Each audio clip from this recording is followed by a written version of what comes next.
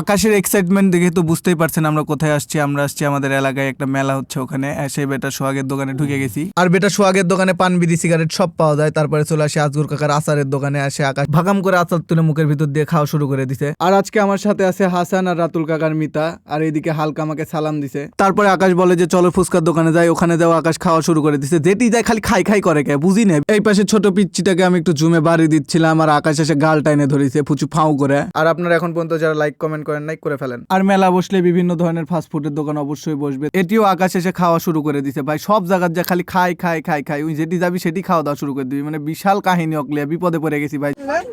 এটা show show খাওয়াচ্ছে আমারে গেরবেন দিব না শো করছে, এগুলা তো শো, ওগুলা গরম ডিসপ্লে করা জিনিস খাইতে এই জন্য বিল দিবে না।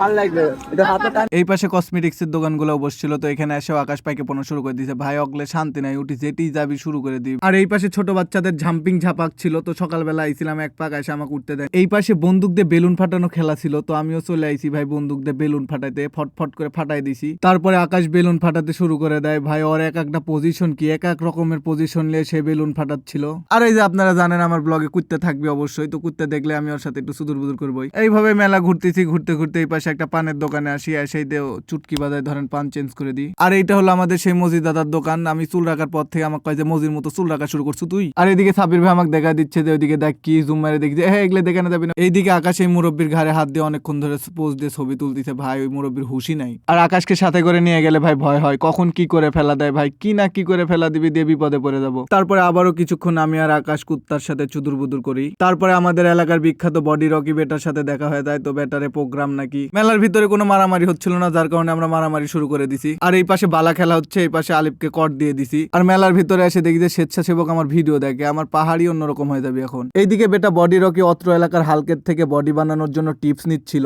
তারপরে আমাদের হালক তার শক্তির প্রমাণ দেখানোর জন্য আকাশকে চেড়ে তুলে। তারপরে এক পিচ্চি তার টুপি চুরির অপবাদ দেয় আমাদেরকে। টুপি চুরির অপবাদ থেকে রক্ষা পেয়ে আমরা এই পাশে এসে ফুচকা খাই। তো ফুচকা খাওয়া শেষ করতে করতে সাগর কাকু চলে আসে। তো আজকের ভিডিওটা এতটুকু, কেমন লাগলো কমেন্ট করে অবশ্যই জানাবেন। ভালো থাকবেন, সুস্থ থাকবেন, আল্লাহ হাফেজ। দেখা হবে অন্য কোনো ভিডিওতে।